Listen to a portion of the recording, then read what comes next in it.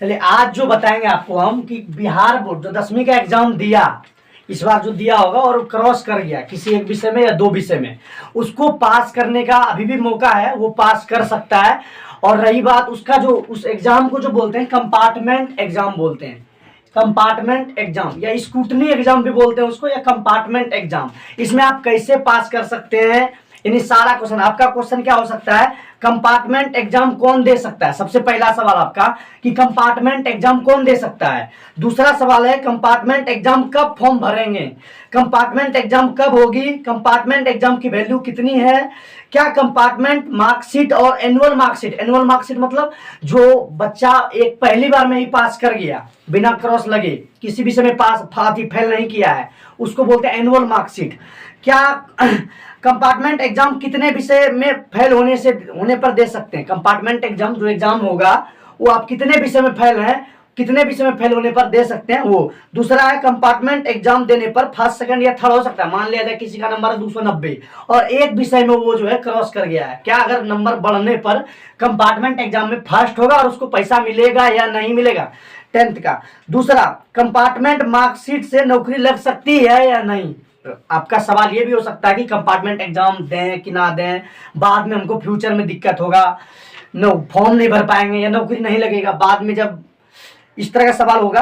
Compartment exam से inter में नाम लिखा सकते हैं या नहीं, ये भी आपका सवाल हो सकता है। दूसरा सवाल होगा कंपार्टमेंट कब होगी, कंपार्टमेंट एग्जाम कब होगी, कंपार्टमेंट एग्जाम कहाँ होगी, यानी कहाँ पे उसका सेंटर रहेगा। ध्यान दीजिए, सबसे पहले आपका सवाल ये है कि कंपार्टमेंट एग्जाम कौन दे सकता है। भैया जो दो सब्जेक्ट में जो फेल कर चुका है ना, दो कम से कम एक हो या दो से ज्यादा होने पर नहीं होगा, और उसका मिनिमम मार्क्स होना चाहिए 150, कम से कम 150 नंबर होना चाहिए, और वो दो सब्जेक्ट में फेल हो तो आप भर सकते हैं फॉर्म एग्जाम, कंपार्टमेंट एग्जाम का फॉर्म भर सकते हैं अगर आपका दो विषय में फेल है तो। दूसरा आपका क्वेश्चन था कंपार्टमेंट एग्जाम कब फॉर्म भरेंगे। देखिए इसका एग्जाम फॉर्म भरने का है 3 अप्रैल से 9 अप्रैल तक आप फॉर्म भर सकते हैं। 3 अप्रैल से 9 अप्रैल तक मतलब आज 7 तारीख हुआ और 2 दिन आपके पास टाइम है फॉर्म भरने के लिए। जो भी बच्चा नहीं भरे हैं वो जाके अभी 3 से यानी 9 तक 2 दिन है, 8 और 9 2 दिन में जाके अभी फॉर्म भर सकते हैं, भर दीजिए। उसके बाद कंपार्टमेंट एग्जाम कब होगी, एग्जाम डेट जो है वो है 29 अप्रैल से 11 मई तक 29 अप्रैल से 11 मई तक 29 अप्रैल से 11 मई तक एग्जाम डेट है। इस बीच में आपका कभी भी हो सकता है, सबका अलग अलग डेट आता है, तो 29 अप्रैल से, क्योंकि सब अलग अलग विषय में फेल किया है, तो 29 अप्रैल से 11 मई तक आपका जो है एग्जाम हो जाएगा, मतलब हो जाएगा। उसके बाद दूसरा जो था कि कंपार्टमेंट एग्जाम की वैल्यू कितनी है। देखिए कंपार्टमेंट एग्जाम की वैल्यू कितनी है, बहुत बड़ा सवाल है। पहले बात को समझिए, अगर कंपार्टमेंट एग्जाम क्या मतलब आप एनुअल मार्कशीट रखिए या कि कंपार्टमेंट, दोनों का वैल्यू सेम है, बराबर।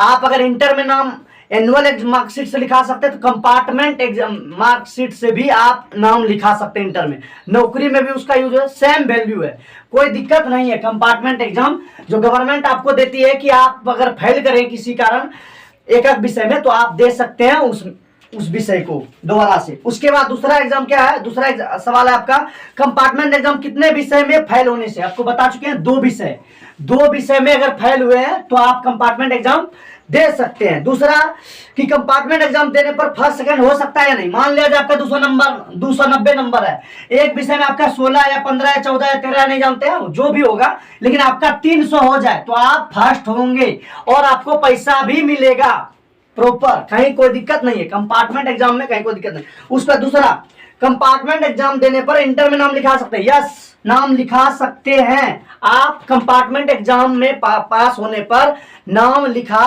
सकते हैं। दूसरा कंपार्टमेंट एग्जाम कब होगी, अभी तुरंत बताएं 29 अप्रैल से 11 मई तक जो डेट होगा। आप अगर किसी में फेल किए हैं, जिसमें फेल किए, एक तो 4 अप्रैल को भी है, 29 अप्रैल से 11 मई तक में कभी भी हो सकता है।